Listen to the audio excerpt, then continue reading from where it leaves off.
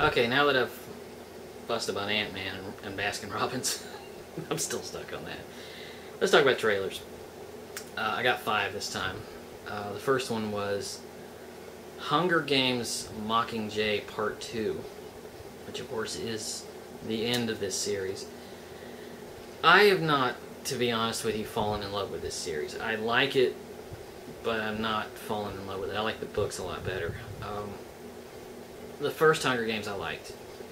The second one I liked the third act, and I liked the third act, but the first hour was just a dead snore. The last one I thought was dreary and just not fun. It was just kind of... I was sad when it was over. And that's the nature of the story, but good God, I mean, the whole thing was just gray and just misery. I hope this one's a lot more fun. The second one I got, the second trailer I got was Everest, which I have no idea I can't tell if this is a fiction film or a documentary, or a mockumentary, or whatever, or a faux documentary. But these guys are climbing Mount Everest, essentially. And I hope it's a documentary. I like documentaries. I would love to see one about... I saw the one in the 90s about the guys climbing Mount Everest, but I would love to know what it's like to be a mountain climber, what it takes to do this, what tolls it take on your body, how do you deal with frostbite and all that. I hope this is that kind of intricate film, not just a lot of pretty pictures.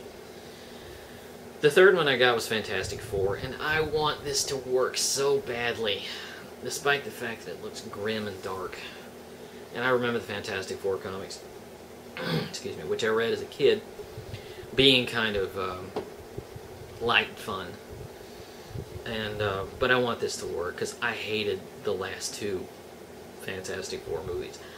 I kind of like the Corman movie just because it's campy fun, but I want this one to finally get it right and be the film that I'm hoping it is.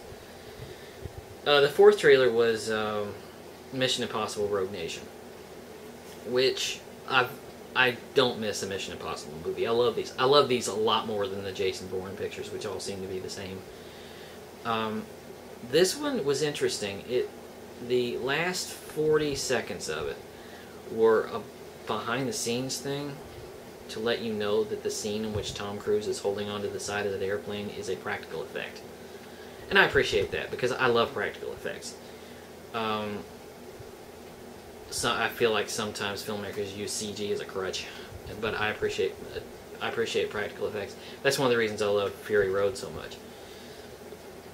But the last one I got was Star Wars, and I'm so excited for this because I want Star Wars to get its reputation back. A little bit of history. My wife and I, Star Wars is what drew us together. We're both huge Star Wars fans. And we're looking forward to this. And it's the movie that we never thought would ever get made. And all gear, ever since this thing premiered online, we've been waiting to see it in the theater. And every time we go to the movies, every time we go to see a movie, we're waiting for the trailer, and we have not gotten it until now. And it's really a different experience in a theater, especially if you've been a Star Wars fan like we have. I've been a Star Wars fan since I was 6 years old, and that was the year that it came out. It's a big part of my life, and it's a big part of one of the reasons that I love the movie so much. But that was a big thing. I think I was actually more excited about that than I was about Ant-Man.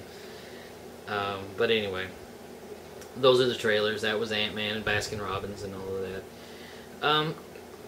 Go see it in the theater. I think you'll enjoy it. It's fun. It's not great.